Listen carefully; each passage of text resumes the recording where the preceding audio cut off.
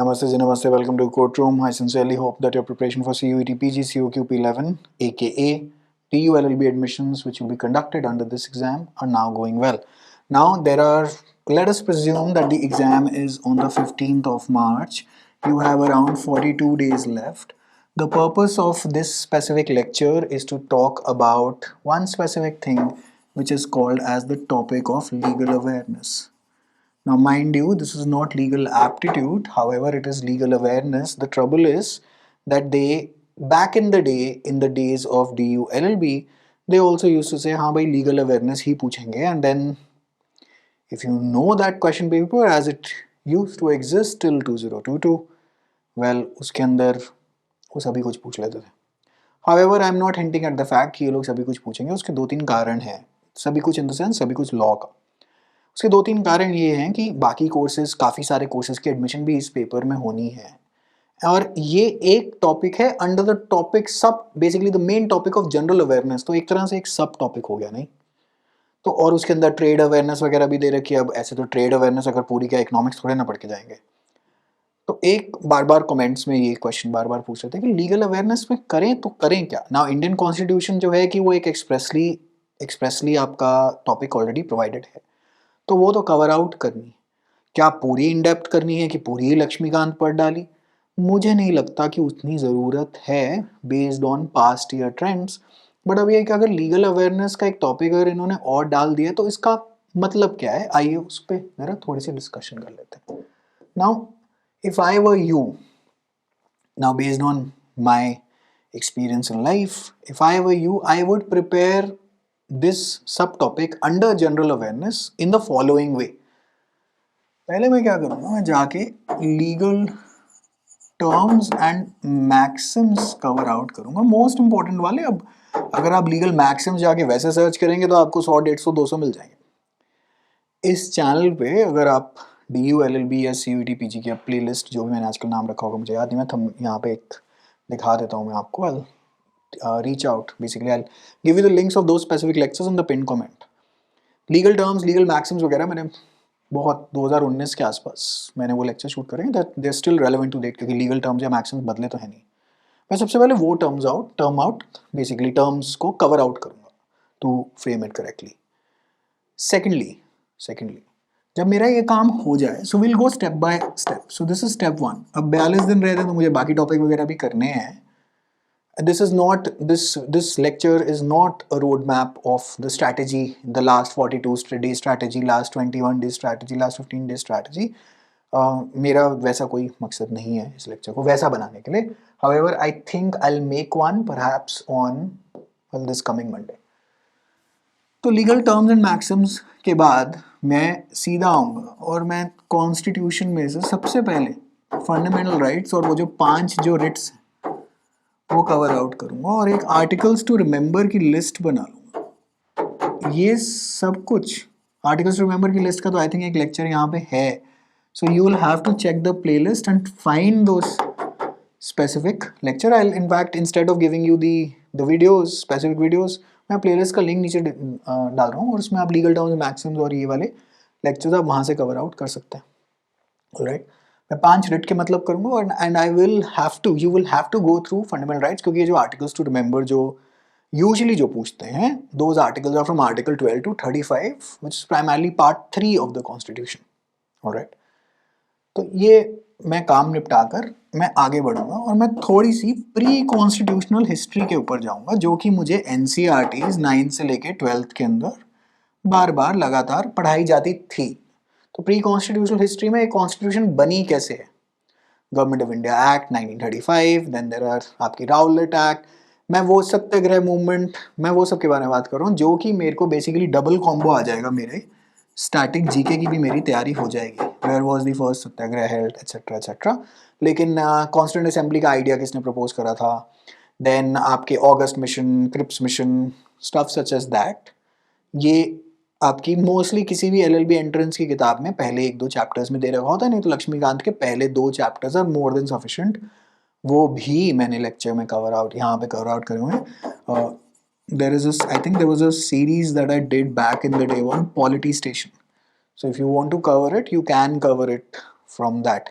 Usually काफ़ी लोग channel explore नहीं करते, लेकिन काफ़ी काम यहाँ पे करा के दिया हुआ है, यू कैन चेक इट। जब मेरा ये काम हो जाएगा, so that is my step 2, at least मेरा कॉन्स्टिट्यूशन का तो काम हो गया, राइट। और फिर मैं आ जाऊंगा बेसिक्स ऑफ कॉन्ट्रैक्ट।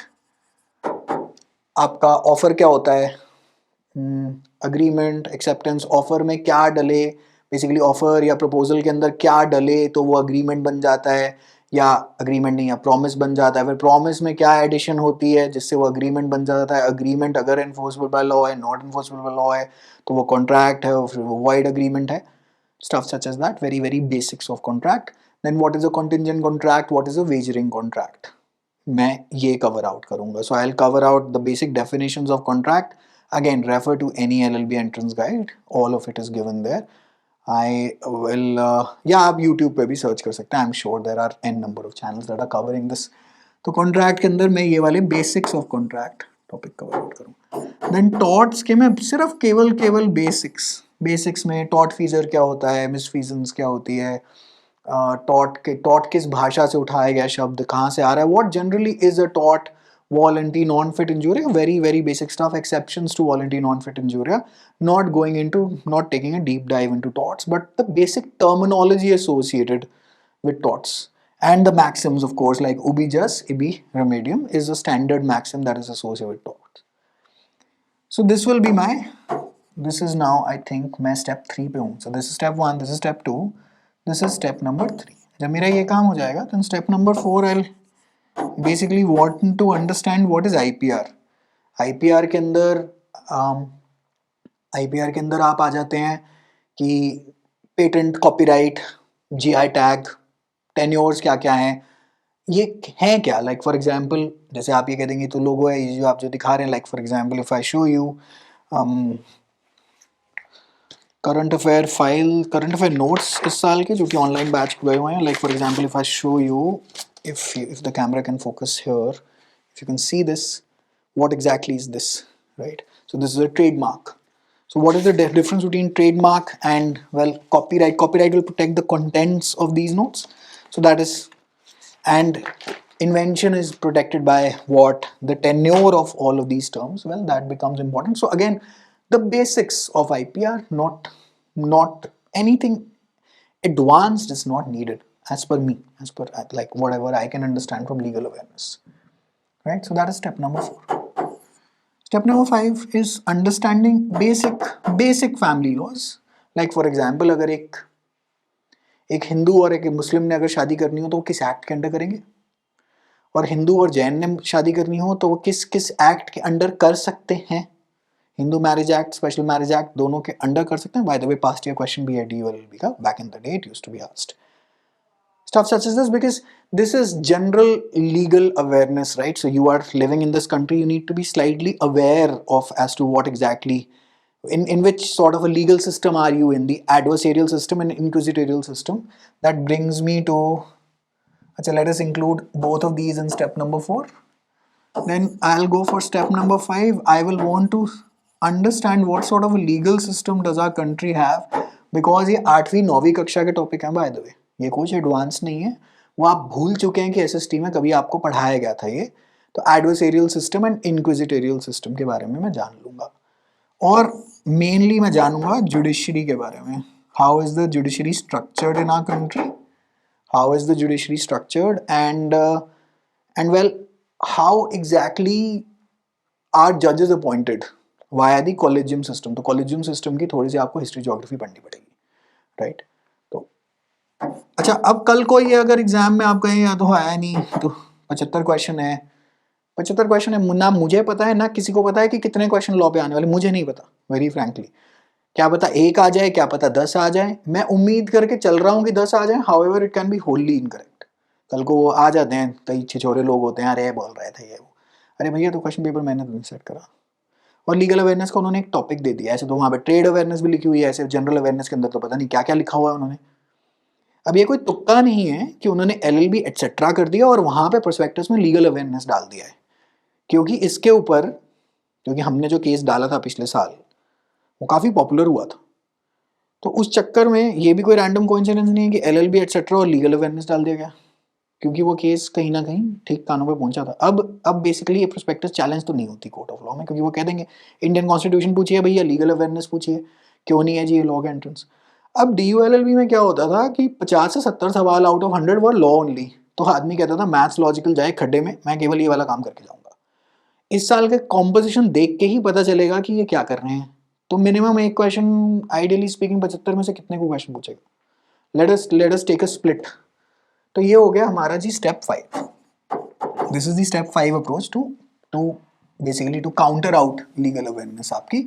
तो यहाँ पे अगर हम देखते हैं 75 क्वेश्चंस में से ब्रेकअप ले लेते हैं। सिंस रिमेंबर अभी भी पेपर का नाम जनरल ही है, तो जनरल के अंदर क्या है, मेरे हिसाब से आइदर 15 या आइदर 20 आपके अंग्रेजी के सवाल आते हैं, क्योंकि जनरल पेपर में अंग्रेजी becomes a significant portion to basically check of an aspirant. मेरे हिसाब से आइदर 20 या आइदर 30 स्टैटिक जीके, क्योंकि जीके प्लस सीए और जीके के अंडर ही लीगल अवेयरनेस है, और यहीं पे आपकी कॉन्स्टिट्यूशन भी है, राइट। ये सवाल आते हैं या 20 या 30, गॉड ओनली नोज। अब 25 आ जाए तो गॉड मतलब आप of course you know I can not calculate it. तो बेयर मिनिमम लेके चलता हूँ तो this is 35 questions, right. Computers आपके सिलेबस में है, पहले फिक्स्ड 10 क्वेश्चन आते थे, अब 5 कर लेते हैं कंप्यूटर्स को, राइट। 40 तक तो मामला यहीं पे आपका काम खत्म हो गया, ऑलराइट। अच्छा, then you have maths, then you have logical. Simple फंडा है, सिंपल फंडा है। तो अगर यहाँ पे मेरे पास 35 का स्प्लिट बची है, तो मैं यहाँ पे अगर मैथ्स के क्वेश्चन डाल देता हूँ, अच्छा लॉजिकल के हमेशा थोड़े से ज़्यादा ही आते हैं, लॉजिकल के 20 डाल देता हूँ, 15, और यही वाइसा वर्सा कर देते हैं, राइट। क्योंकि लॉजिकल रीजनिंग एक जनरल पेपर में अच्छे खासे लेवल पे टेस्ट होती है, और ये आज का चलन नहीं है, मतलब आज का चलन नहीं है, बहुत बहुत पहले से, like this is the standard you can say approach in a general aptitude का पेपर। Correct, hopefully I have gotten the calculation correct. 35 + 5 40, 40 + 20 60 and 15, right. क्या पता 20 मैथ्स के आ जाए, क्या पता 15 लॉजिकल के आ जाए।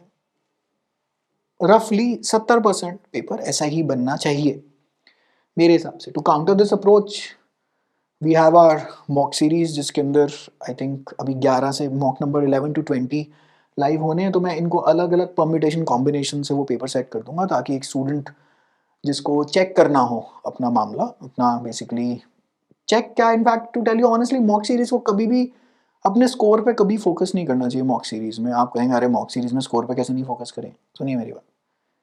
Mock series should be used as a question bank to practice more and more types of questions, और जो क्वेश्चंस वहाँ पे गलत हो रहे हैं, केवल उन क्वेश्चंस को और प्रैक्टिस आउट करके उस एरिया को स्ट्रेंथन आउट कर देना चाहिए। वो मॉक सीरीज की प्राइमरी एम होती है। और काफ़ी लोग कहते हैं अरे यार इस मॉक सीरीज में से वो वहाँ पे क्वेश्चन डायरेक्ट 1 to 1 वहाँ आ जाए। एनटी है प्रभु, प्राइमरी पेपर तो आपका जीके, लीगल अवेयरनेस चलो छोड़ो एक टॉपिक है, जीके एंड करंट अफेयर्स पे है, और ये एंडलेस समुद्र है, राइट। इन सब टॉपिक्स के लिए आप केवल प्रिपेयर ही कर सकते हैं, कुछ ईश्वर कृपा से अगर वही वाले क्वेश्चंस वहाँ पे शो अप हो जाएं, जो कि काफ़ी बार हो भी जाते हैं, ऐसी बात नहीं है, काफ़ी बार हो जाते हैं, और एक मॉक सीरीज आपको काफ़ी मददगार साबित करती है। In fact a good mock series is the differentiator between securing a seat and maybe securing a seat, like a surety between a security and securing a seat in case your prep is good enough. काफ़ी लोग केवल mock series से prepare करके उनको question का pattern बूटन वो observe वगैरह कर लेते हैं, क्योंकि मॉक सीरीज लोग कहते हैं भैया ये पीडीएफ बना के यहाँ से इधर से कॉपी पेस्ट कर लेते हैं, स्क्रीनशॉट पे स्क्रीनशॉट लगा के पीडीएफ कंपाइलेशन टेलीग्राम पे वो सब चलता है, वो सब दुनिया के बारे में मुझे बहुत अच्छी तरह से पता है। I have been dealing it for an number of years now. Usually उनको लगता है कि वो मॉक सीरीज में से वो जो क्वेश्चन वगैरह निकाल के बस इसको रट लो, हो नहीं पाता है। मॉक सीरीज का मेन जो काम है वो जो एनालिसिस जो सॉफ्टवेयर करके देती है वो होता है, और जो एक्सप्लेनेशन का जो पोर्शन होता है, जो हर क्वेश्चन में एक्सप्लेनेशन होती है, और हम लोग क्या करते हैं कि जो क्वेश्चन कहीं पे गलत आ रहा हो तो उसको रिव्यू करके अगर आप सही हैं, like for example if you can spot the error, I always acknowledge it and tell you well thank you, we fixed it. तो वो क्वेश्चन कभी कभार लोग गलत भी रट्टे मार लेते हैं, और पीडीएफ के अंदर तो खैर कुछ अपडेट होता नहीं है। इस पैटर्न पे अगर मॉक डिज़ाइन किया जाए, चाहे हमारी अकेडमी से एन नंबर ऑफ अकेडमी है दिल्ली में, एंडलेस इस पेपर की तैयारी कराती है, जहाँ से भी, तो आपको एक फेयर आइडिया हो जाएगा कि आपने काम किस पे करना है. However, now coming back to legal awareness, right? Then you go to basics of criminal law. अच्छा, जब मैं लीगल सिस्टम कह रहा हूं तो मैं ये भी कह रहा हूं कि सिविल साइड पे क्या है, क्रिमिनल साइड पे क्या है, like how do these two sides work. Basics of criminal law के अंदर आपके आ जाते हैं, अगर मतलब आप अगर आज एक आम नागरिक हैं हमारे देश के, part 2 citizenship, constitution article 5 to 11, FIR, bail, cognizable offences, non cognizable offences.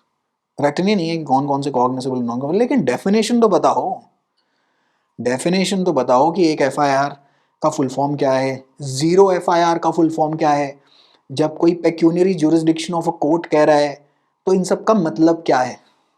ये टॉपिक्स की आप लिस्ट साथ साथ होपफुली आप सारी लिख रहे हैं, प्लेलिस्ट आप एक्सप्लोर करेंगे ही, आपको काफ़ी लेक्चर्स वहाँ पे मिल जाएंगे.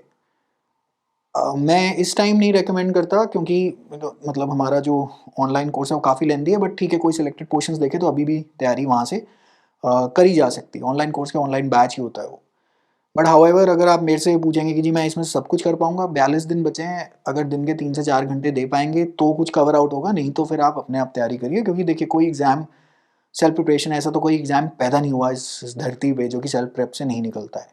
Coaching is always an ancillary tool. जिनको चाहिए वो ऑप्ट इन कर सकते हैं, depending on your budget, the teacher style, your wavelength of language, and जो भी आपका बेसिकली दिल का है. And we are not here to persuade you for or against any coaching programs. FIR, bail, and how does CRPC work in conjunction with the IPC? IPC अब मैं, या चलो, भारतीय न्याय संहिता, राइट. अब आप कहेंगे नहीं, कई कई लोग कहते हैं अब क्या नई भारतीय न्याय संहिता पढ़ के जाऊं, किसने बोला आपको? नहीं, ऐसा कुछ भी नहीं है. लेकिन ये तो बताओ कि IPC has been replaced with भारतीय न्याय संहिता, तभी तो लीगली अवेयर है.